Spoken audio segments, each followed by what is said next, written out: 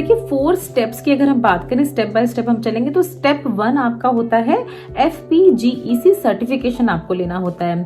FPGEC का full form की अगर हम बात करें तो ये होती है foreign pharmacy graduate equivalence committee certificate. अब ये जितनी भी सारी चीजें हैं बच्चों, यहाँ पर आप अपनी स्क्रीन पे देखेंगे सब कुछ आपको लिखा हुआ दिख जाएगा। जितनी भी एग्जामिनेशन या जितनी भी चीजें हम डिस्कस करेंगे वो सब कुछ आपको रिटर्न फॉर्म में दिख जाएगा, तो वहां से कुछ भी आपको सोचने की ज्यादा जरूरत नहीं है।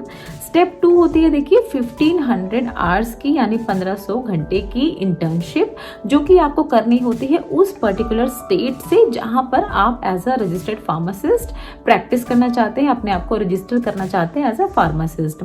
फिर ट्रेनिंग के बाद, इंटर्नशिप के बाद आपका होता है नेप्लेक्स एग्जामिनेशन, जिसके बारे में बहुत सारे बच्चों ने सुना होगा। नेप्लेक्स की फुल फॉर्म क्या होती है बच्चों? North American pharmacy licensure examination.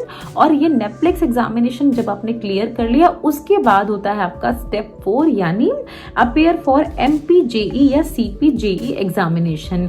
ये MPJE या CPJE क्या होता है बच्चों? उस पर्टिकुलर स्टेट का ज्यूरिस्प्रूडेंस एग्जामिनेशन आपको क्लियर करना होता है।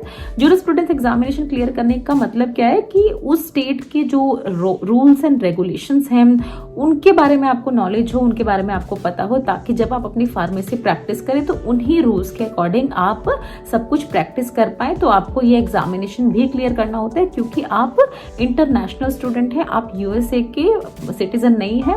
तो इसके ये सारे ही स्टेप्स को जब आप क्लियर कर लेते हैं उसके बाद आप वहाँ की जो अथॉरिटी है, जो वहाँ पर जिनके थ्रू लाइसेंस अप्लाई किया जाता है, तो वहाँ की अथॉरिटीज में जाके आप अपने आप को रजिस्टर कर सकते हैं एज अ फार्मासिस्ट। तो देखिए ये 4 स्टेप्स हमने आपसे डिस्कस किए बहुत ही ब्रीफली। अब हम आपको अच्छे से बताते हैं कि इन चारों ही स्टेप्स में आपको किस तरह से क्या क्या करना है